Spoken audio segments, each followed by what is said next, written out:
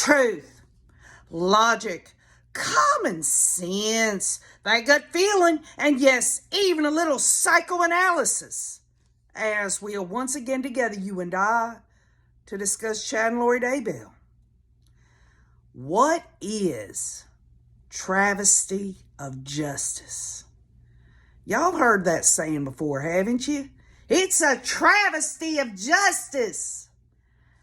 But what is it?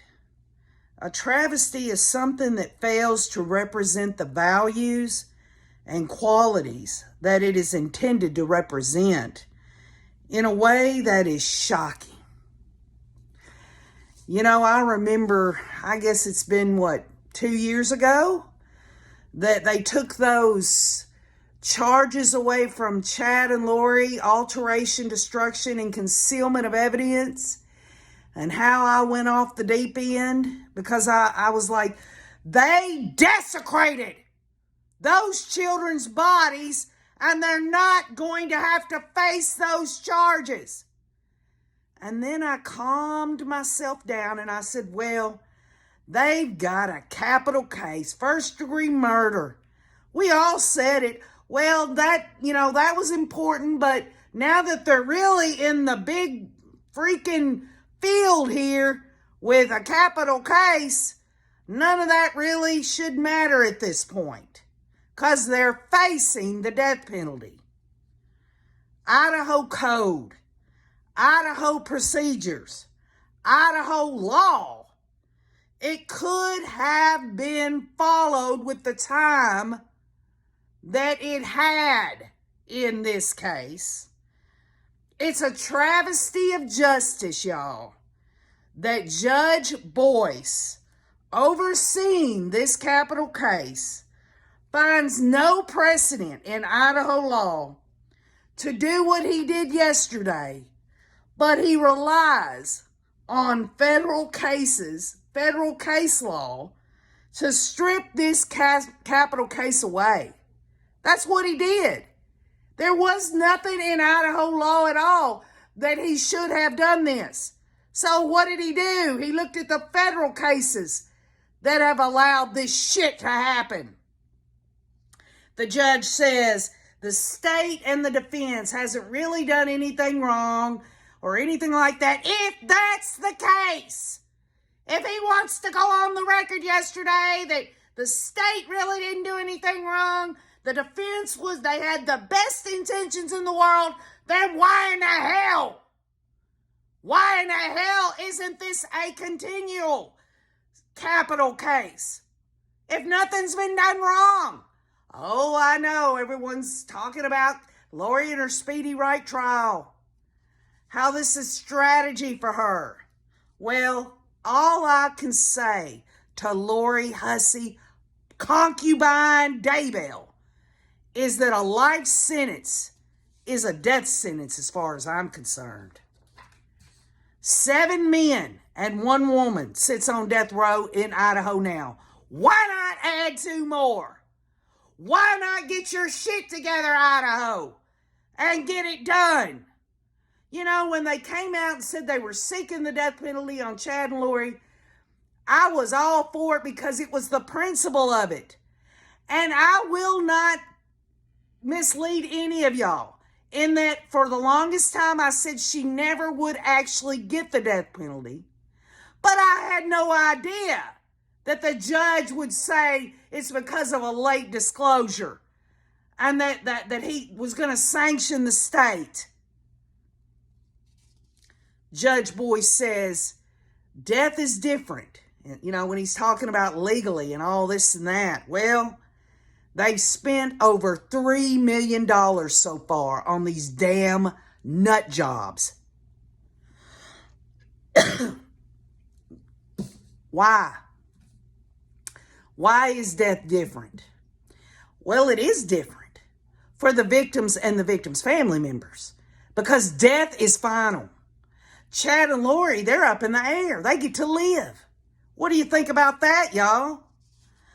And today sometime, and I thought I would wait and look on the portal and get this decision from Judge Boyce about this motion in limine over this late disclosed evidence before I came to y'all, but I'm not holding out any hope in any of it. 3,000 phone calls at the last minute from the state of Idaho. They turn it over to the defense. This has been going on for 2 years. Why do that? Why do this at the last minute? Where did 3,000 phone calls has to account for this 2 years? Couldn't they have been turning this over more and more and more? And actually, the state had told the defense, we're going to have this turned over to y'all. There are phone calls here. We're going to turn them over July of 2021. And then they never did. And then they want to come in yesterday and the week before and say, well, we told them there may be some phone calls and that maybe they should do the footwork. What the hell does 3,000 phone calls from that damn chinless piece of crap, Chad Daybell, what does 3,000 phone calls have to do with a mitigation specialist getting ready for a capital case? A mitigation specialist is someone who looks in Lori's past and she gathers all these things. It's Miss Goody. She gathers all this stuff together, and when it gets to the penalty phase, lets the jurors know, hey, I've gathered all this stuff about Lori, and this is the reason why she shouldn't get the death penalty. What the hell does Chad Daybell's phone calls have to do with that? It don't have shit to do with it. The judge is going to rule today on the late disclosed evidence, and again, I mean, at this point, y'all, I have become so cynical. Why would he allow any of this? And why even make a freaking ruling on it? On this late disclosed evidence if he's using it to justify taking a capital case off the table. Obviously, common sense says that he's going to say none of it comes in. But I guarantee you, if he comes out with a decision today that, well, now the capital case is gone, I'm going to go ahead and allow this. Because I did say yesterday that the state really didn't do anything wrong. They just turned it in late. But I'm going to allow it now that we don't have to deal with the death penalty. It's so disingenuous, y'all. The state says they've made the defense aware of these certain calls. They're interested, the state is interested in them. Inculpatory and exculpatory. Well, I'll tell you, if the state was so damn concerned and they were interested in some of them damn calls, why didn't they get them turned in time? Huh? Again, they told the defense back in 2021, we'll have them turned over to you July of 2021, and then they never did it. Was this a way? I mean, y'all, I'm sorry, but I am at this point now where I have looked over everything that I possibly can in terms of the legal documents. Was this a way for the state to have an escape hatch? Maybe they thought that they could get Lori and Chad to the table for a plea agreement, and when they didn't come to the table, they shit all over this case in chief. That's what they did. Because, the judge can say all day long, the state really didn't mean for this to happen, to kind of save face with the government's case against Chad and Lori, but it don't look good. It don't look good at all. Discovery violations. Really? Judge Boyce has the audacity to bring up yesterday, his ruling yesterday, that this has been an ongoing problem, says Judge Boyce, with the state and their disclosing of discovery. And he doesn't use his administrative power to tighten the shit up. If he knew this has been going on for some time, he was the administrator. He should have gotten with them and got this shit put together properly. Lori's speedy trial right can keep her from a capital case now that Judge Boyce has done this. This is now. Now, see, before, Idaho didn't have precedent to take a capital case off the table. It's no case that's ever went in a state court there that's ever done this before. And now Judge Boyce sets the precedent that Lori can have, or anybody, any future defendant, if they're facing the death penalty, all you have to do is assert that speedy trial right, because a capital case, oh, what is it? Voluminous! There's so much discovery. Well, I'll tell you, this damn shit's been going on for 4 damn years. To hell with it.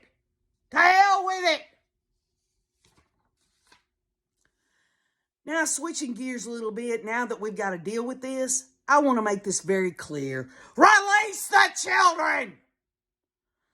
Release the children, Judge Boyce! Give Tolly's chopped up and burned body to her family for burial! Allow JJ's family to have a funeral home. Peel off the duct tape and the garbage bag and put his precious little body in a coffin for burial. You wanted to do this, Judge Boyce? This isn't worthy of a death penalty case. Give those children to their families. They laid in the ground in Chad's backyard in the middle of winter with snow on the ground. Cold temperatures. Get them out of the damn freezer. Give them to their families. What message is Idaho Justice sending here? Come on to Idaho, where we have a death penalty that we never even use. Hell, we're in the legislature right now. We sent it to the governor's desk. We're going to have a backup of a firing squad. We can't get a hold of the lethal injection drugs. We've got it in our laws, a capital case death penalty, and we can't even see it through. We've got incompetence all over the damn place. What message is Idaho sending? You want to murder children? You want to murder Tammy Daybell in our jurisdiction? Have the state file a capital case, because Idaho government can't do their jobs in a timely fashion. There you go. That is the message Idaho is sending. Not only their state citizens, but the United States of America and the world. Shit all over the memory of these victims by telling the whole world that serial killers, nut job serial killers, will only be wards of Idaho prisons. And while you're at it, be sure to get a incompetent mitigation specialist who can turn in an affidavit talking about she can't get all this shit done because of 3,000 phone calls that ain't got shit to do with Lori's mitigation in a penalty phase in a capital case. Give these serial killers, these freaking fanatics, healthcare, free healthcare. Give these cold-blooded, diabolical murderers all their rights and a way of escape through incompetence of the state. Judge Boyce wants a fair trial. How would he feel if his child, Judge Boyce, I don't know if he's got kids or not, but how would he feel if his child was chopped up, burned, taped up, and thrown out in garbage bags and buried like a damn nothing? How would he feel? This isn't one murder. This isn't 2 murders. This is 3 murders that took place in Idaho. Serial killers is what Lori and Chad are. It's ridiculous. This case will be studied. This case will be studied by every law class in every state. The course could possibly be called When the State Fails and Administration of Justice Dies. Rob Wood asked for a transcript yesterday at the end of the hearing, My ears perked up on that. Well, I got news for Rob Wood. He better damn well file an appeal. He needs to take his LDS ass over to wherever he has to file that appeal, and he better damn well do it. And if he doesn't, and the state of Idaho can live with these serial killers and whoever else down the road tries this shit, because it don't look like that there is going to be a deterrent anymore. They can house them. They can feed them. They can tend to their prison complaints, and they can let their taxpayers in Idaho fit the bill for it. It is a damn disgrace. Material prejudice has been proven in late disclosures, the judge says. What about the victims? What about the victims' families? What about the message that this sends to all these crazy nut job fanatics out here? Or more importantly, what will society decide to do when they cannot get justice? Take matters in their own hands? Huh? Does anybody want to see the breakdown of society? You file a damn capital case, you better damn see it through. I'm going to say this, and I mean this so much. God will not be mocked by the Idaho justice system. You can be sure of it. You're going to reap what you sow, Idaho, and it's going to come about after justice is denied to the innocent one too many times.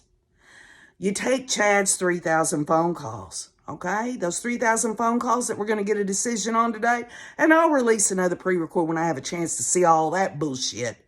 And you take Chad's phone calls, those 3,000, and shove them up your ass, Judge Boyce.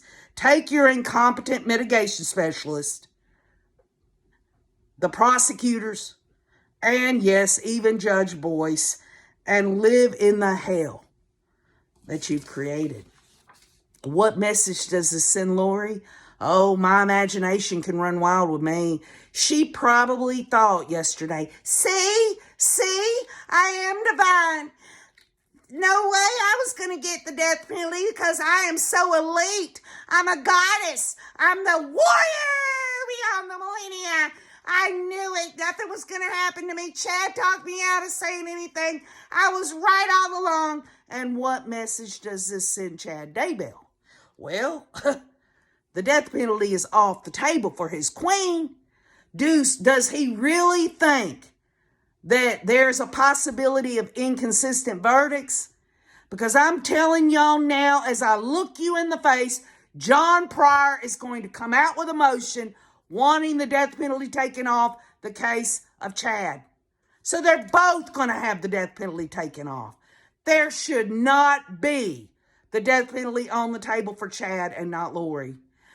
For Judge Boyce to say that the weight of late disclosures is more heavy towards going against her rights than the rights of justice itself, it is absolutely a travesty of justice. A travesty. I want to leave y'all with this because I'm not going to make this long. I don't want to say any more than I have to.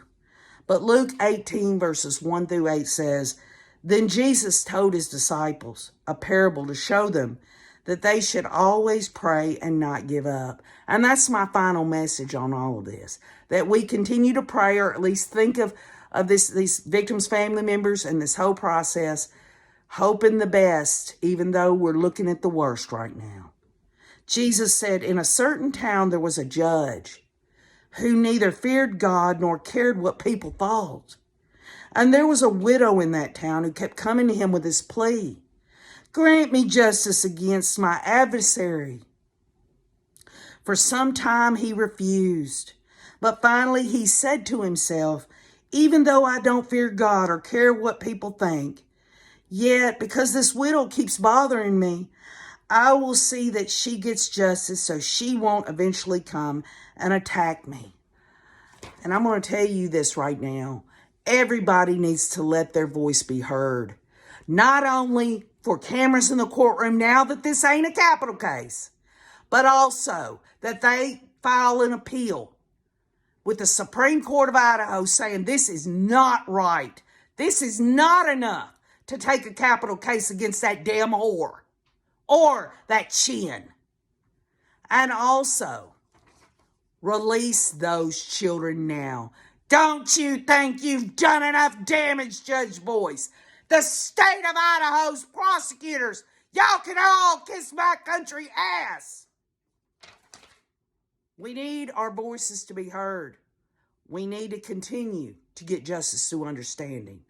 I'm going to be looking for that decision on the motion in limine later on today. I want y'all to know something. It tears my heart out. It absolutely destroys me. I wanted to go through all this adjudication. I actually, as stupid as I was, believed that everything, the adjudication of this case, would teach me that there is really justice in this world. But I'm finding out, I'm finding out, y'all, through my own perspective. I'm not saying for you to embrace it. I'm finding out there is no real justice in this world. There's God's law and there's man's law. And I'm just going to have to keep looking at God's law. Because man's law is nothing but a freaking joke. There is no real justice. Just a travesty of justice. Leave your comments. I love you all. And keep on looking.